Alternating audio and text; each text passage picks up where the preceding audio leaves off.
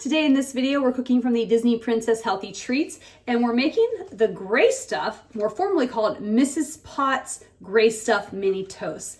Now, if you remember, the gray stuff is something that you can find in certain parts of Disney World. It's a sweet treat that we did in the Disney Parks cookbook, and I will post the video link in the comments if you want to check that out. This is actually a savory treat, so it's not sweet, and it uses mushrooms, all right? So let's show you the picture right here.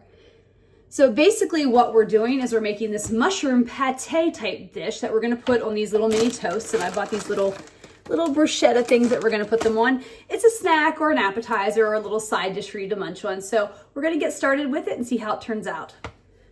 So the first step here is I'm heating a little bit of oil on a skillet in the stove. I decided to use kind of like my wok pan because I think that'll work best.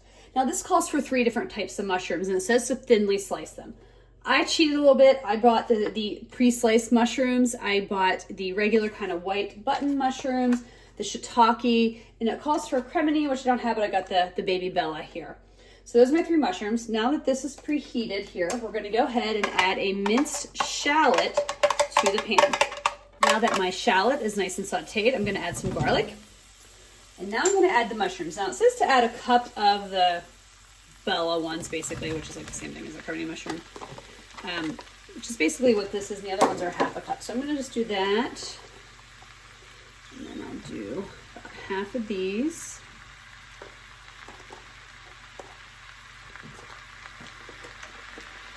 So that's half of these.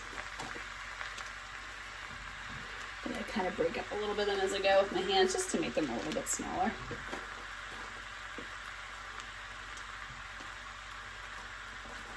I could just slice these a little bit thinner like it called for, but at the same time, they're pre-sliced, and this is actually gonna end up going into a food processor to make a pate later, so I think we'll be all right. All right, so I'm gonna give these a good stir. So I'm supposed to let these saute for about 5 minutes, stirring occasionally until the mushrooms release their juices. So I think we're about ready to move on. And it's interesting to note with mushrooms, especially if you've never sauteed them before, I have, is when I first put them in, you know, they kind of absorbed what liquid was in the pan from the olive oil and the shallots, but over time they start to release their liquids just like the cookbook says, and you'll see like kind of this puddle of water in there. So don't panic at first if you're like, oh no, there's like, my pan is dry, they're gonna burn. Trust me, mushrooms will start to get watery after a while. All right, so the next thing we need to add here is sherry vinegar. And I have to say, I remember years ago I used sherry vinegar. It's been a while and I have a hard time finding it, but the store I was at the one day, they only had like this one bottle, and this thing was like almost $10. So it seemed like a lot of money for a bottle of vinegar. Hopefully it's amazing.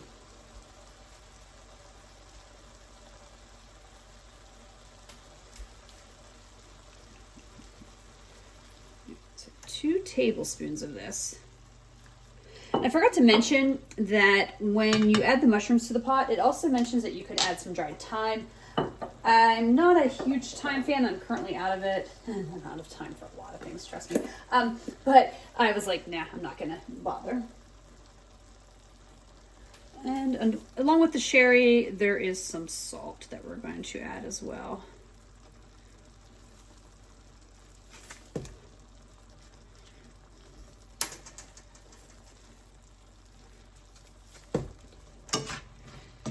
So we're gonna mix this together. And then what I'm going to do is just let this saute for just a couple more minutes to really kind of get the flavors in there.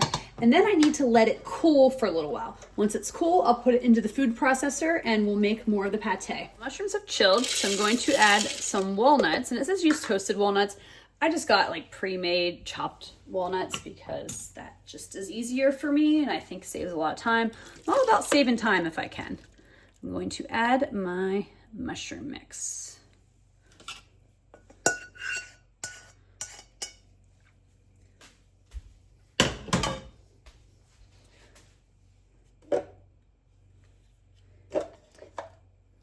This may not be as cool as it's supposed to be, but you know, moving on. All right, now I'm supposed to blend this until it's similar to a meat pate. Done and out of the blender. So I've got my little toast here. I probably could have tried to look for bigger ones. This is just what I saw at my store. I've got my pate, and then I've got a topping. It says you could use like thyme, parsley, dill or microgreens to put a little bit on top. I just got some dill. I saw it there. It was one of those kind of like smaller ones you can buy for just a couple bucks. All right, so I'm going to put a spoonful on these. See, these are very tiny.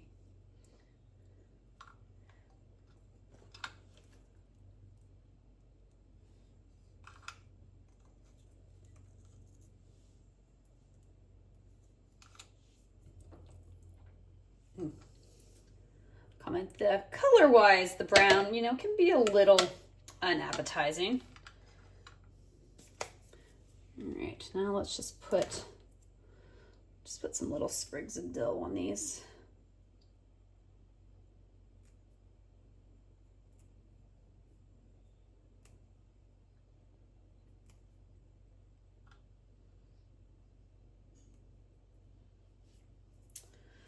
All right, voila. Let's try them. Okay, time to taste test one of these.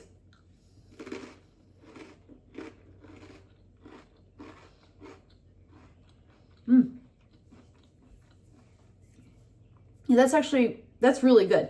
I really taste the sherry vinegar. I wonder if maybe a few more mushrooms would have been good or a little less sherry, but it could have just been how my measurements were off on that. But I think it's really tasty. So, I mean, you probably one of those people either like mushrooms or you don't, but I will enjoy these, maybe see how this pate holds up over a day or two, and then report back. Final reviews on the Mrs. Potts Gray Stuffed Mini Toast. I'm going to kind of go with what I said when I taste tested them. They were delicious. They were really good, but that sherry vinegar overpowered it a little bit. So as you ate it more and more, it kind of built and you're just like, I don't know. There's only a finite amount of them I could eat before it started to become a little much.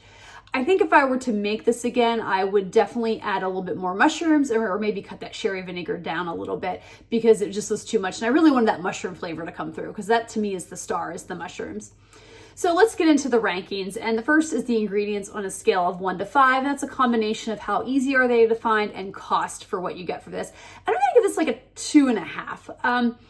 Mushrooms weren't bad, price-wise, but those little toast things were kind of pricey. And again, the sherry vinegar, I only had like 2 options at my grocery store. One was like a vinegar and one was like a sherry wine cooking oil. And they were a little bit pricier than I was expecting to pay for that, at least for me. So that's why I'm going to give it like a 2.5. Difficulty rating on a scale of 1 to 5, with 1 being easy and 5 being pretty difficult.